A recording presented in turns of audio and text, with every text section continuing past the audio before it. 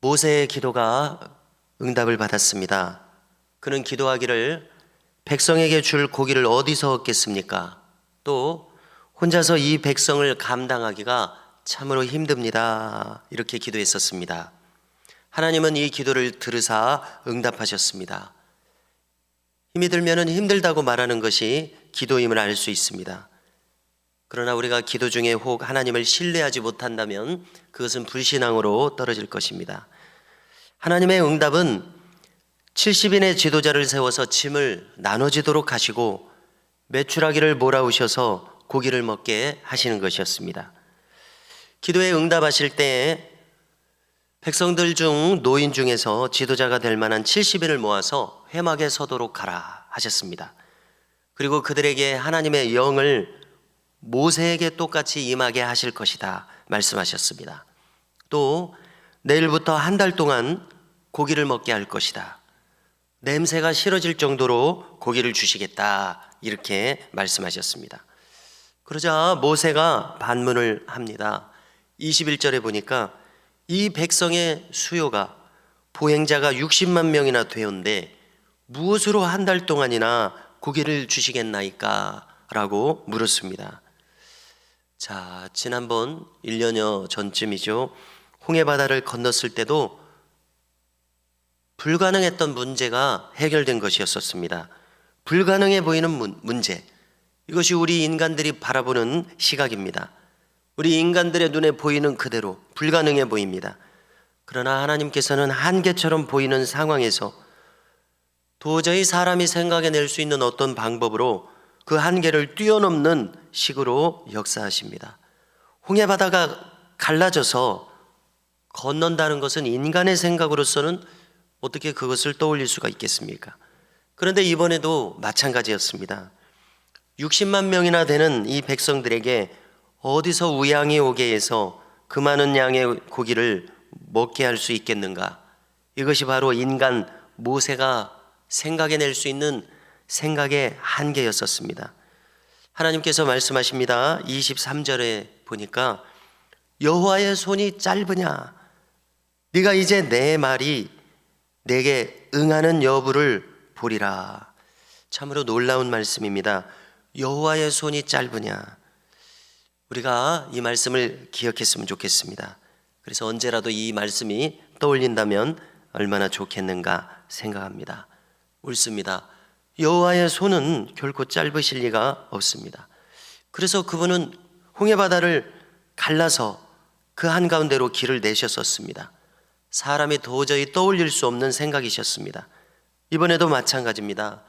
저 바다 쪽으로부터 바람이 불게 하셔서 메추라기를 몰아서 진영 바깥에 내리게 하셨습니다. 사람들이 손으로 잡기에 딱 알맞도록 땅에서 2규빗쯤까지 내려오게 하셨습니다. 한 규빗은 50cm 정도로 보면 되겠죠. 자, 학자들이 알려주는 말을 따르면 그 지역의 메추라기는 시내반도의 남쪽에서 지중해 북쪽으로 이동하는 철새라고 합니다. 바로 그 철새인 메추라기를 몰아서 진영에 내리도록 하신 것을 알 수가 있습니다. 여호와의 손이 짧으냐?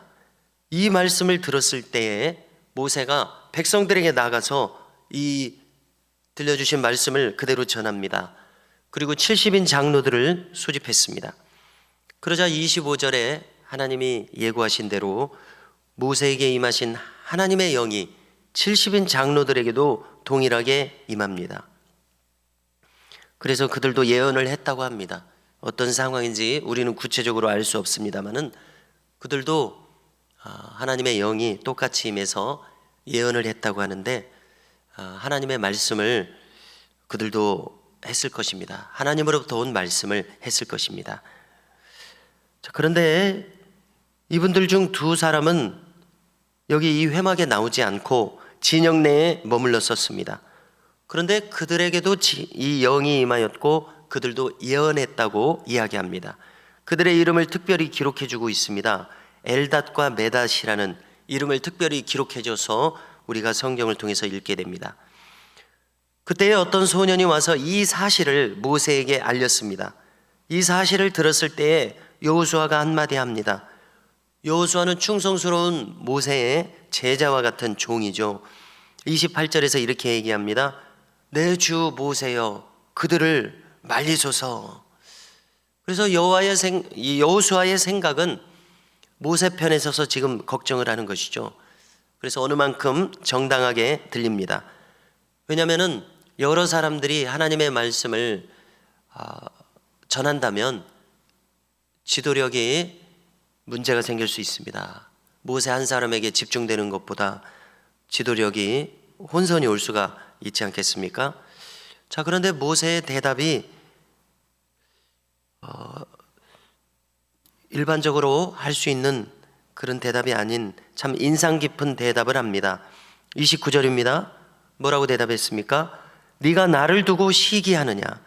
여호와께서 그의 영을 그의 모든 백성에게 주사 다 선지자가 되게 하시기를 원하노라.